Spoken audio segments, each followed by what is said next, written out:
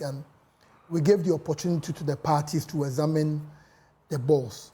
It was later on the NDC rep, Dr. Mani Boama, indicated that he has noticed some differences. But before we began the exercise, everything was given. And this was done in the full glare of the media, all the political parties, including the independent presidential candidates or their representatives. So we believe that the processes were extremely transparent. So along the line, when the NDC rep raised the flag that he believed one ball was so different from the others, the commission decided that this was an activity we were undertaking for the political parties as well as the good people of Ghana. So if by removing that ball, the process will be able to continue, why don't we allow that? And then, if you know, the surprising thing is that we had 9 political parties going through the process. Each political party has, is it a percentage of about 11.12 or so to get maybe the number 1 slot. And you know, Doc indicated that some of the independents were even complaining. Why are we not adding them to the mix? So when we finished and we're even doing the one for the independents, not knowing all of them were also clamoring for the number 13. And the independents are only 4. So I was even telling them that all of you want number 13 and you are only 4. That means 25% chance of getting it. And the political parties are actually 9 and they are fighting for a particular slot. So clearly from the EC standpoint, everything was done transparently.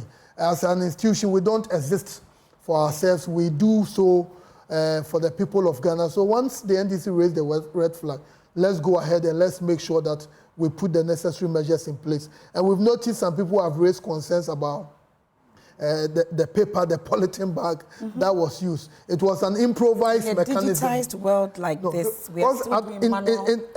In that particular moment, the NDC strongly expressed that no, that transparent vase may end up giving an advantage to one. So we had to improvise something instantly. And without that, the process wouldn't have continued.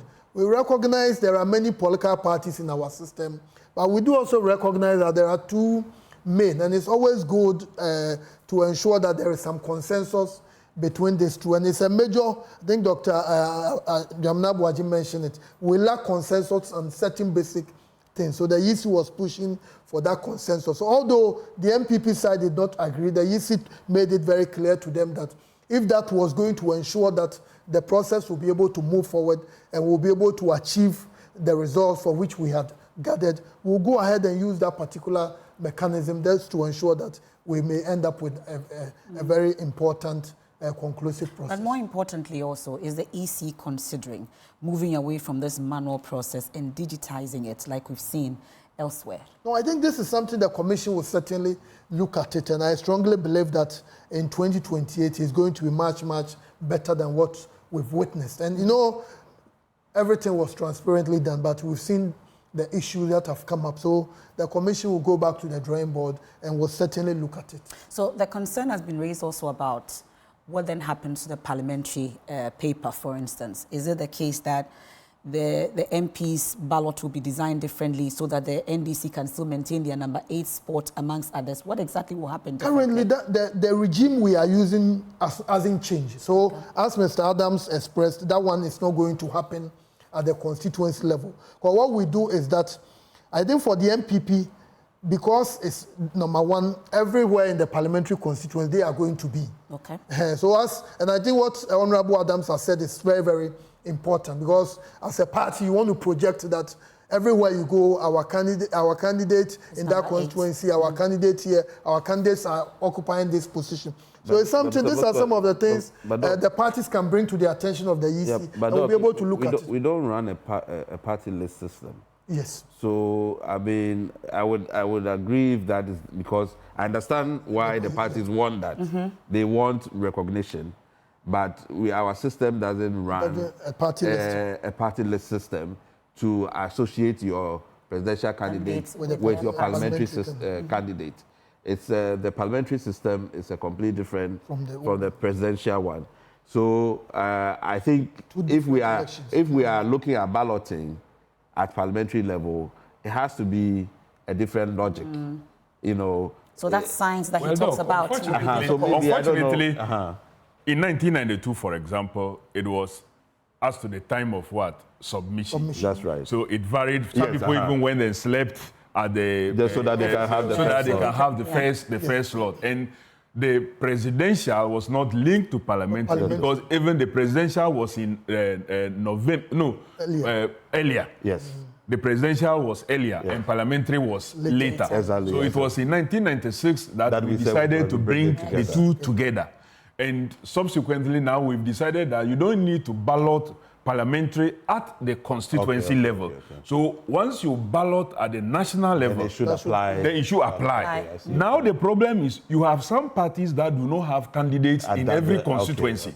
So take it for example, in 2020, Nana Addo Dankwa Akufo-Addo picked number 1. John Dramani Mahama picked number 2. So for all of us, it was 1 and 2 everywhere. There was no problem.